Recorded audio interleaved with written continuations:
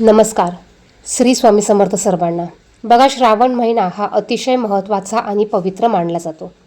या महिन्यात दुर्गा अष्टमीला आपल्याला आपल्या कुलदेवीच्या काही सेवा करायच्या आहे आणि अतिशय प्रभावी असा 11 लवंगाचा एक अगदी साधा सोपा उपाय देखील आपल्याला करायचा आहे. श्रावण महिना जसं महादेवांच्या सेवेसाठी शिवलीलामृत ग्रंथाचं पारायण करण्यासाठी, त्याचप्रमाणे इतर पारायण करण्यासाठी महत्त्वाचा मानला जातो, त्याच पद्धतीने या श्रावण महिन्यात आपल्या कुलदेवीची देखील सेवा केली जाते आणि म्हणूनच आपल्याला या संपूर्ण श्रावण महिन्यात एक तरी दुर्गा सप्तशतीचं पारायण आपल्याला करायचं आहे.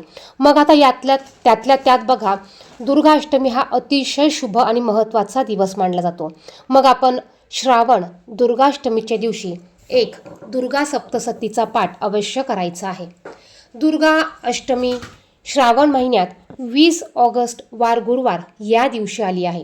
बघा, जसं आपल्याला आपल्या कुलदेवाची त्याचप्रमाणे आपल्याला गुरूंची सेवा करायची असते, त्याचप्रमाणे श्रावण महिन्यात आपल्याला कुलदेवीची देखील सेवा करायची आहे.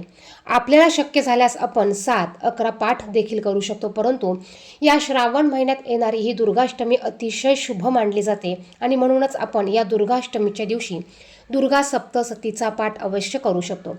आता हा पाठ तुम्ही सकाळी संध्याकाळी केव्हाही करू शकतात. एका बैठकीत तुम्हाला हा पाठ करायचा आहे.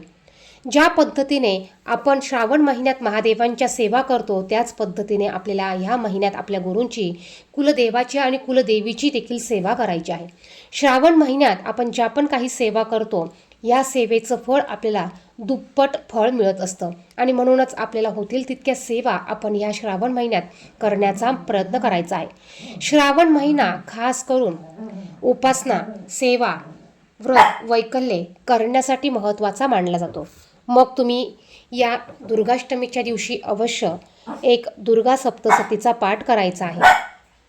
ज्यांना पाठ करणं शक्य नसेल त्यांनी सिद्ध कुंजिका स्तोत्र हे 11 वेळा तुम्हाला बोलायचं आहे. ज्यांना पाठ करणं शक्य नसेल त्यांनी सिद्ध कुंजिका स्तोत्राचं 11 वेळा पठण करायचं आहे. त्याचप्रमाणे अष्टमीच्या दिवशी आपण बघा, श्रावण महिन्यातली दुर्गाष्टमी आहे. या महिन्यात आपण आपल्या दरवाजावर 64 योगिनी यंत्र लावत असतो. ज्यांनी लावलं नसेल त्यांनी ते आणून घ्या आणि गुरुवारी अष्टमीच्या दिवशी तुम्ही तुमच्या मुख्य दरवाजावर हे यंत्र तुम्हाला लावायचं आहे. यंत्र आणल्यावर ते सिद्ध करून घ्या. त्यावर ते यंत्र आपल्याला हातात घेऊन आपल्याला ते सिद्ध करायचं आहे. त्यानंतर ज्यांनी लावलेलं असेल त्यांनी ते काढून घ्या. काढून त्याला पुन्हा तुम्ही साफ करा आणि पुन्हा तुम्हाला ते हातात घेऊन सिद्ध करायचं आहे. या पद्धतीने आपल्याला 64 योगिनी यंत्र देखील लावायचं आहे. त्यानंतर आपण या दिवशी महालक्ष्मी अष्टक याचं देखील आपण पठण करू शकतात. आपल्याला शक्य असल्यास आपण या दिवशी महालक्ष्मी अष्टक 16 वेळा पठण करायचं आहे. श्रावण महिना हा अतिशय पवित्र आणि उपासनेसाठी अतिशय महत्त्वाचा मानला जात असल्यामुळे या महिन्यात आपण ज्या पण काही सेवा करू, कुलदेवीच्या असू द्या, कुलदेवाच्या असू द्या, इष्टदेवाच्या असू द्या किंवा महादेवांच्या असू द्या, ज्या पण काही सेवा करू त्याचं फळ आपल्याला हे लवकर मिळत असतं आणि जास्त पटीने मिळत असतं. आता या दिवशी आपल्याला अत्यंत प्रभावी असा साधा सोपा उपाय करायचा आहे. 11 लवंगाचा प्रभावी उपाय आपल्याला या दिवशी करायचा आहे. यासाठी आपल्याला 11 लवंग घ्यायचे आहेत. अखंड लवंग, फूल असलेल्या लवंग आपल्याला 11 घ्यायच्या आहे. उपाय तुम्ही सकाळी, दुपारी, संध्याकाळी तुम्ही तुमच्या टायमानुसार हा करू शकता. ज्यावेळेस उपाय करायचा आहे त्यावेळेस देवघरामध्ये धूप दीप प्रज्वलित करून तुम्हाला घ्यायचं आहे. धूप दीप लावून घ्या.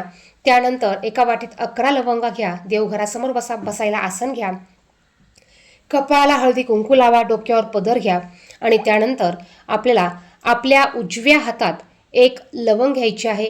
आपल्याला नवार्णव मंत्र म्हणायचा आहे. आपल्याला कुलदेवीचा नवार्णव मंत्र म्हणायचा आहे.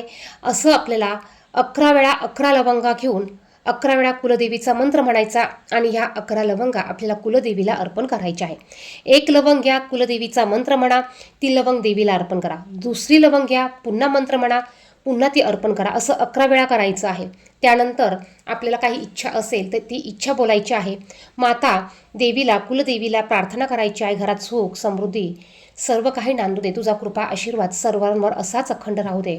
घराची, मुलांची प्रगती होऊ दे. तुम्हाला जे काही बोलायचं असेल ते तुम्ही तुमच्या भाषेमध्ये बोलू शकतात. त्यानंतर हे लवंग दिवसभर तिथेच ठेवायचे. दुसऱ्या दिवशी ह्या लवंगा काढून घ्यायच्या आणि ह्या लवंगा तुम्ही प्रसाद म्हणून घरातील सर्वांनी खायच्या आहे. ह्या लवंगा तुम्ही रोज एक एक करून प्रसाद म्हणून सर्वांनी खाल्ल्या तरी चालणार आहे. अत्यंत प्रभावी असा हा उपाय आहे. ज्यांना या अष्टमीच्या दिवशी हा उपाय करणं शक्य नाही त्यांनी पुढच्या येणाऱ्या दुर्गा अष्टमीच्या दिवशी हा उपाय केला तरी चालेल. बघा, पुढच्या अष्टमीला गोकुळ अष्टमी असणार आहे. आपल्याला त्या दिवशी सेवा करायला टायमिंग मिळतो किंवा नाही मिळत, त्यामुळे हा उपाय तुम्ही याच अष्टमीच्या दिवशी केला तरी चालणार आहे. ज्यांना अडचणीमुळे ह्या दुर्गाष्टमीला हे उपाय करता येणार नाही त्यांनी पुढच्या अष्टमीला हे उपाय केले तरी चालणार आहे. अत्यंत प्रभावी असे उपाय आहे. व्हिडिओ आवडला तर व्हिडिओला लाईक करा, इतरांना शेअर करा. कमेंट बॉक्समध्ये हर हर महादेव, श्री स्वामी समर्थ लिहायला विसरू नका.